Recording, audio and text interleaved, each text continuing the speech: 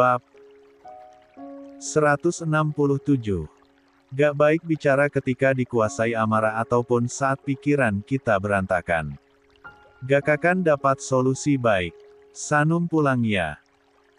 Walaupun perasaan sakit dengan fakta yang baru dia tahu, cara bicara Sanum pada Gaza tetap lembut.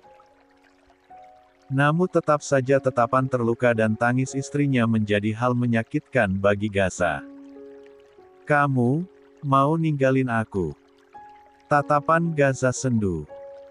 Sanum pulang ke rumah kita, Mas. Sanum pulang ke rumah bukan ninggalin kamu. Fokus saja sama kerjaan kamu, kita bahas nanti atau besok. Gaza tertunduk. Entah apa yang akan terjadi setelah ini. Dia tidak ingin Sanum dan Vesa hilang dalam hidupnya. Vesa Sanum titip di bawah sebentar. Sanum pulang sama Pak Amran. Aku antar. Kita tenangkan pikiran masing-masing dulu ya Mas. Sanum memaksakan senyum, dia mengambil tangan Gaza untuk salin. Mencium punggung tangannya lalu beranjak begitu saja tanpa mengucapkan apa-apa lagi. Meninggalkan Gaza yang kini mengacak rambutnya frustasi. Masalah apa lagi sekarang? 87. Sanum mengecup pipi Nafesa, putrinya tertidur pulas. Saat ini dia dalam perjalanan pulang ke rumah. Sebiasa mungkin Sanum menahan air matanya, dia memeluk erat Vesa dalam pangkuannya. Apa yang harus dia lakukan? Mereka punya seorang putri. Tes. Buru-buru Sanum menyeka air matanya. Dia kemudian menyandarkan diri ke sandaran kursi. Matanya terpejam sesaat, Sanum mengambil nafas dalam dan membuangnya. Nona baik-baik saja. Mata Sanum terbuka. Dia menatap Pak Amran yang melihatnya dari spion. Dia hanya tersenyum kecil. Insya Allah. Sanum menggigit bibir bagian bawah kuat-kuat. Wajah Aurel terbayang, omongan Elis tadi berputar-putar. Dia membuang nafas sesak. Ya Tuhan, Sanum menyandarkan kepalanya ke sisi jendela, air matanya kembali jatuh. Fokus kerja. Bagaimana Gaza bisa fokus? Pikirannya dipenuhi ketakutan. Bagaimana jika benar itu anaknya?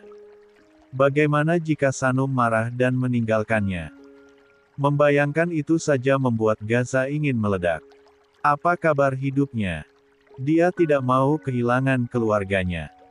Sanum adalah rumahnya, dulu, sekarang bahkan selamanya. Brak. Gaza memukul mejanya, matanya memerah, begitu nyalang. Urat-urat lehernya menonjol menandakan kemarahannya saat ini begitu besar. Ini pasti akal-akalan Elis. Dadanya kembang kempis menahan emosi. Gue yakin dia bukan anak gue. Dia bahkan gak hamil, wanita itu. Gaza memejamkan mata teringat Elis sempat hilang beberapa bulan. Bangsat. Amuknya membuang barang-barang di meja kerja. Tidak. Menghilang saat itu Elis tidak mungkin hamil anaknya. Tidak mungkin. Gaza menggeleng. Dia harus buktikan sendiri anak itu bukan anaknya. Gaza mengambil ponselnya, dia menekan beberapa nomor, lalu menelpon seseorang di seberang telepon. Ke ruangan saya. Baik Tuan Muda. Tut. Panggilan itu kemudian diakhir. Gaza menaruh ponselnya kasar di atas meja, dia menghela napas panjang lalu memijit kepalanya yang jadi pusing. Atensinya lalu teralih pada figura kecil di atas meja kerja. Gaza meraih figura tersebut, netranya menatap foto dia dan Sanum bersama Nafesa yang begitu bahagia dalam foto. Photoshoot mereka Nafesa usia 6 bulan. Aku gak akan mengecewakan kamu dan anak kita sayang, gumamnya mengusap wajah Sanum dari sana. 88. Aku harap nanti malam kamu mau bicara sama aku baik. Tok tok tok. Ketukan itu mengalihkan perhatiannya. Gaza memperbaiki posisinya dan menaruh figura tersebut. Masuk. Titahnya. Pintu dibuka dari luar. Seorang pria berusia 30 tahun melangkah dengan perhatian memperhatikan ruangan kerja tuan muda yang tampak kacau. Baik-baik saja tuan muda. Mixel adalah salah satu kepercayaan Gaza untuk mencari beberapa informasi penting. Di perusahaan ini, dia menjadi asisten dan tangan kanan Gaza juga. Cepat saja duduk. Gaza beranjak ke sofa diikuti Mixel. Tuan muda itu bersandar ke sandaran sofa dan menghela nafas kasar. Ada masalah. Mixel duduk di sofa seberang Gaza yang terhalang meja panjang. Cari tahu di mana Elis tinggal dan anak yang dia bawa. Nona Elis. Ya. Dua alis Mixel naik, pria itu lalu memberikan anggukan. Hanya itu yang perlu saya cari tahu. Untuk saat ini. Sanum menghela nafas berkali-kali, lalu dia menepuk dadanya yang masih sesak. Tatapannya kemudian jatuh pada kitab suci Al-Quran yang baru saja dia baca usai melaksanakan sholat. Dalam keadaan seperti ini, yang harus dia lakukan adalah berpikir tenang alih-alih langsung mengedepankan perasaannya. Akan selalu ada masalah dalam kehidupan rumah tangga yang akan menguji mereka.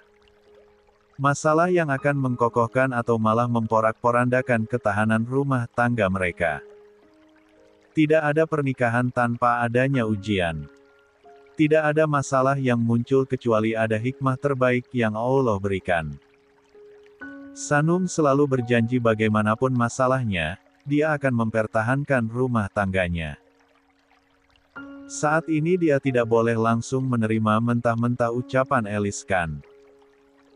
Walaupun pada akhirnya ketakutannya seolah benar jika memang anak itu anak Elis dan Gaza, dia harus mengobrol dulu dengan Gaza baik-baik. Bagaimana jika itu anak mereka? Tidak ada yang akan baik-baik saja untuk itu. Sanum perempuan biasa dengan kelembutan hatinya, dia tentu akan tersakiti dengan kenyataan pahit tersebut. Pikirannya berputar pada awal-awal pernikahan mereka hingga beberapa ujian yang membuat mereka nyaris berpisah. Mengingat bagaimana perjuangan Gaza keluar dari penderitaan, takut dia pergi karena masa lalu hingga Gaza yang menyerahkan diri ke kantor polisi dan ingin melepasnya. Sanum memejamkan mata, dia memijat pelipisnya dan membuang nafas kasar. Masalah yang muncul saat ini adalah akibat dari sebuah masa lalu Gaza.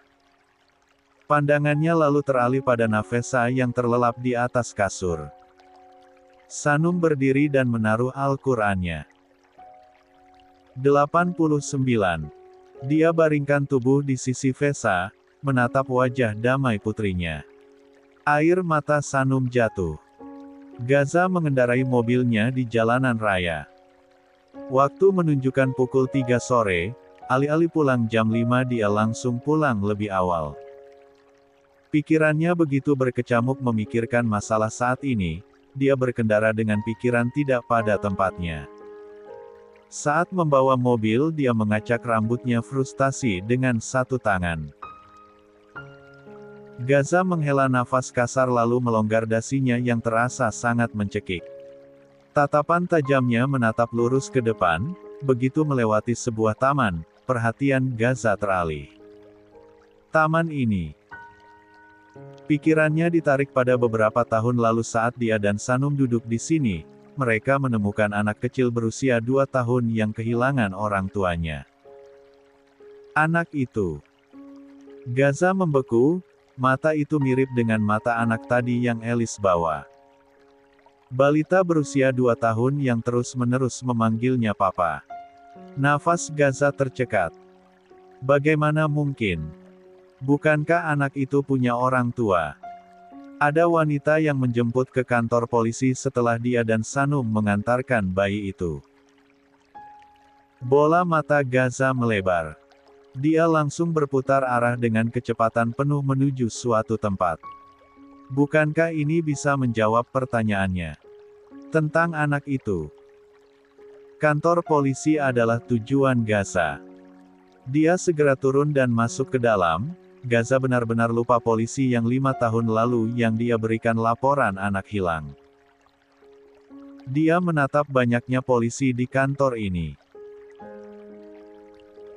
Gaza. Pandangannya teralih dan terhenti pada Bram yang duduk di balik meja kerjanya. Gaza segera mendekat. Pak Bram. Kenapa ke sini? Ada masalah? Atau kamu membahas papamu? Gaza menggeleng. Pak, 5 tahun lalu saya pernah menemukan seorang anak yang ditinggal orang tuanya di taman. Dua alis Bram naik. Saya lupa dengan polisi yang mana saya melaporkannya. Apa ada masalah dengan itu Gaza? Dia mengangguk. Apa saya bisa meminta alamat atau nomor ponsel orang tuanya Pak? Anak itu dijemput ibunya beberapa jam setelah saya mengantar ke sini bersama istri saya. 90. Kasus anak yang hilang banyak Gaza. Tahun berapa kejadiannya? Itu sekitar 5 tahun lalu di bulan Maret. Sebentar ya. Bram bangkit dari duduknya. Gaza memperhatikan pria itu yang hilang ke ruangan lain. Kaki Gaza bergerak gelisah. Jika dia bisa menemui orang tua anak itu, dan bertanya tentangnya. Jika benar itu Aurel, maka masalahnya ini akan cepat selesai. Alice bisa saja menggunakan anak itu untuk menjebaknya. Beberapa saat menunggu, Bram kembali dengan membawa berkas yang cukup padat. Entah itu apa, Gaza memperhatikan Bram membuka lembar per lembarnya. Banyak foto kasus seorang anak hilang dan beberapa catatan di bawahnya. Bulan Maret ya. Gaza mengangguk. Tatapan tajamnya juga memperhatikan dengan lekat hingga dia melihat foto balita 2 tahun. Anak ini. Dia menunjuk foto tersebut. Dia masih ingat bagaimana rupa anak 2 tahun itu dan fotonya benar-benar mirip dengan Aurel. Pantas terasa tidak asing. Bram menyalinkan alamat dan nomor ponsel orang tua anak itu. Gaza mengucapkan terima kasih dan langsung pamit. Dia keluar dengan senyuman yang terbit. Alice tidak akan bisa lagi membohonginya. Gaza yakin anak ini digunakan Alice untuk menipunya, entah bagaimana dia membawa Aurel dari orang tua kandungnya. Setelah dia tahu kebenarannya dan membungkam mulut Alice dengan ini, dia akan menemui Sanum. Menjelaskan semuanya dan hubungan mereka akan membaik. Gaza memacu kendaraan roda 4 itu dengan cepat dari halaman kantor polisi, berbaur dengan kendaraan lain menuju satu alamat dari secarcik kertas. Di perjalanan dia coba menghubungi nomor yang tertera, sayangnya nomor itu sudah tidak aktif. Gaza menatap ponselnya, apa wanita itu sudah ganti nomor. Beberapa menit terlewati, mobil Gaza masuk ke jalanan kecil. Dia melihat kanan kiri dan mencari nomor rumah yang dia lihat di kertas dengan rumah-rumah yang sesuai dengan tulisan di kertas. Di sana kawasan rumah menengah ke bawah. Tidak kunjung menemukan Gaza memilih berhenti dan bertanya pada seorang pria yang lewat. Permisi. Iya mas. Pak, saya mau tanya alamat ini benar di sini. Dia memperlihatkan kertas alamat tersebut. Pria berusia sekitar 50 tahunan itu menatap alamat tersebut dan memberikan anggukan. Benar mas. Tapi kalau mas cari Blok M, mas salah masuk gang. Di gang sebelah mas. Pantas saja dia tidak menemukan nomor rumah yang dia cari. Setelah mengucapkan terima kasih Gaza berbalik arah dan masuk ke gang satunya. Dia perhatikan lekat nomor rumah yang berada di dekat pagar. Blok M13 tujuannya, hingga akhirnya mobilnya berhenti di rumah minimalis berwarna putih. Gaza lekas turun, dia mendekat ke pagar yang tertutup. Pandangannya menatap rumah yang tampak sepi. 91. Seolah tidak ada kehidupan di sana. Halaman rumah itu tampak kotor dengan sampah dedaunan. Rumah ini terlihat tak terurus. Apa sudah pindah? Gaza mencoba membuka pagarnya yang ternyata terkunci. Kepalanya melihat kanan kiri, mencoba bertanya pada salah satu tetangga. Sebuah warung yang terlihat dan hanya berjarak beberapa rumah membuatnya lekas ke sana. Permisi. Seorang ibu-ibu yang menjaga warung itu menatapnya. Iya mas. Bu, saya mau bertanya soal rumah Blon M13 di sana. Gaza menunjuk ke arah rumah tersebut. Apa penghuninya pindah? Oh, rumah Deningsih. Iya mas, sudah pindah sekitar 3 tahun lalu. Dia pindah bersama ibu dan anaknya. Ibu dan anak. Ibu tersebut tampak bingung. Ningsih belum punya anak mas. Dia juga tidak tinggal bersama ibunya. Apa mungkin mas salah orang? Dua alis Gaza naik.